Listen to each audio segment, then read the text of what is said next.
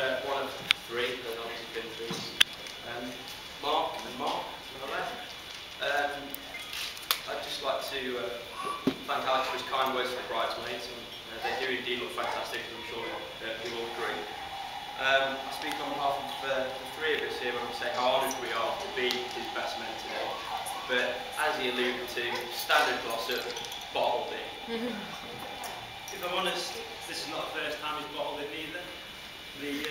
Probably the most obvious was a certain cup final at the Salter game. Where he made, or should I say, didn't make, the most crucial final minute clearance I've ever seen. Poor effort, to be honest. Incidentally, it was actually at Chesterfield Academy that I met Alex when I was pretty young. He was the lad always with the brand new boots. And if I'm honest, I didn't really like him. Nothing much has really changed. I think for Alex, this is a very frequent reaction he provokes in a lot of people he meets. I first met him when we started Glossop school together, and strangely enough, we were friends pretty much from the start. Well, I've known Alex since the first day I moved to Baltimore. We were both 8, if I remember. Came round. I remember seeing him come around the corner, football underarm, little skinhead. What's he up to? Knocking on the door, never backwards in coming forwards, as I'm sure you know. Insisted that we had a kick about. Found out it was a Wednesday fat. Not held that against him just yet. But for some reason he still seems to think that the Wendy are a massive club. Yeah, what more can I say? He's pretty much been the first to do everything in that group. That goes back to like when he was 12, 13. He was the first to try the M&M blonde hair. Yeah, that didn't end well. Ginger crew cut, if I remember right. Shocking, he even took a few days off school. Going on to other shocking decisions, he was the first to get a tattoo.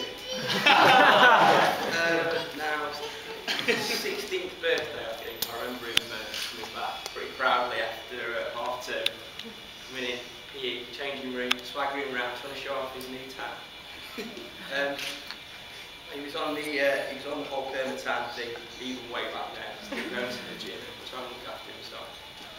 So I guess he thought the Celtic symbol would make his look even better, make him look honorific. So I remember him coming in, there he was, swaggering. He didn't go well for you, did he?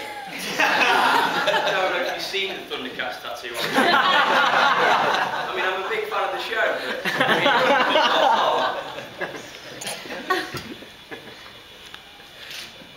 As Luke's touched on, Alex has always been very image conscious.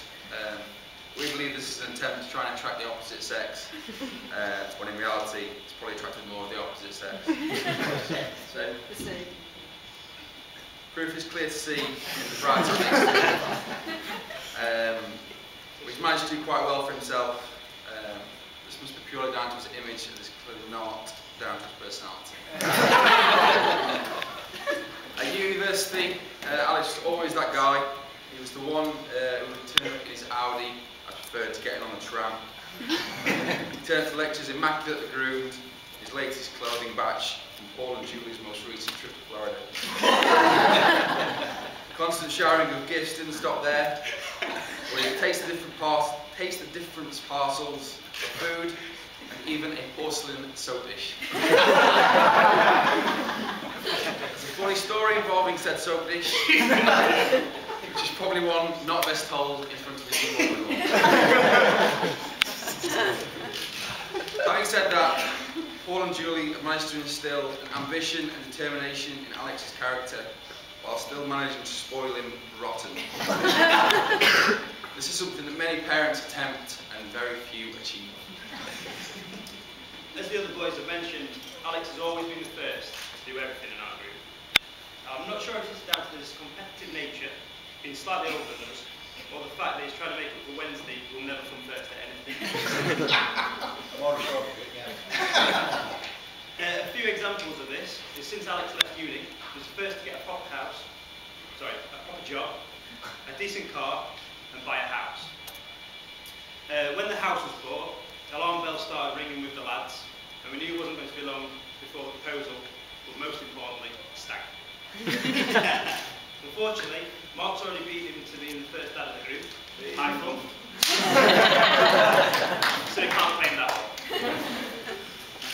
But we're all pretty sure that it won't be long before there's a beautiful family on the way.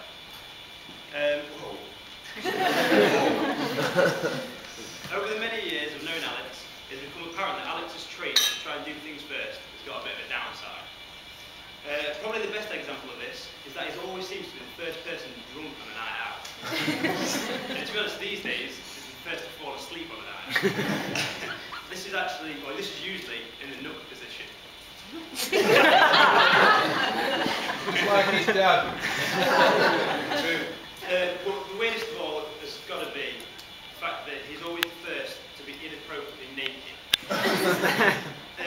Honestly, you could be in a hotel room within 1 minute, fully clothed, the next second he's completely naked. I don't know where it comes from. Probably something maybe from...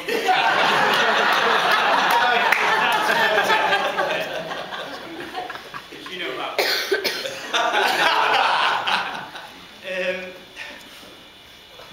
If I'm honest though, his trait of wanting to be first is probably due to the fact that he's a very ambitious person and knows what he wants from life as well.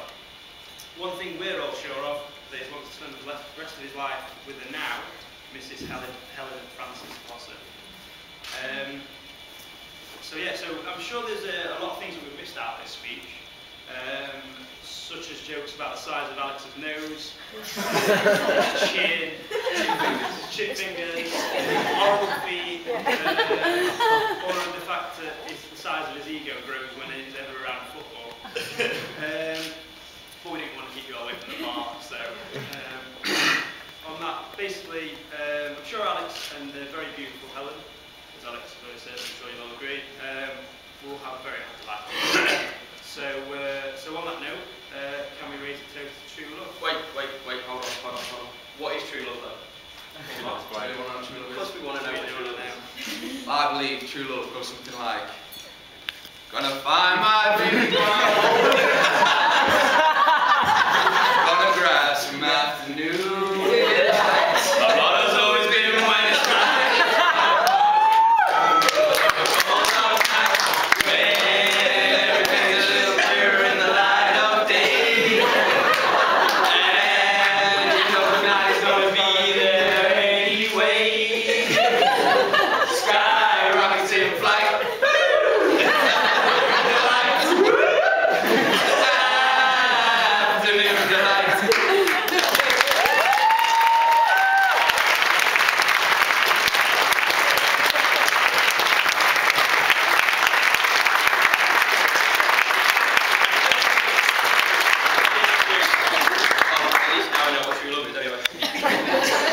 Toast to the bride and groom, Alex and Helen.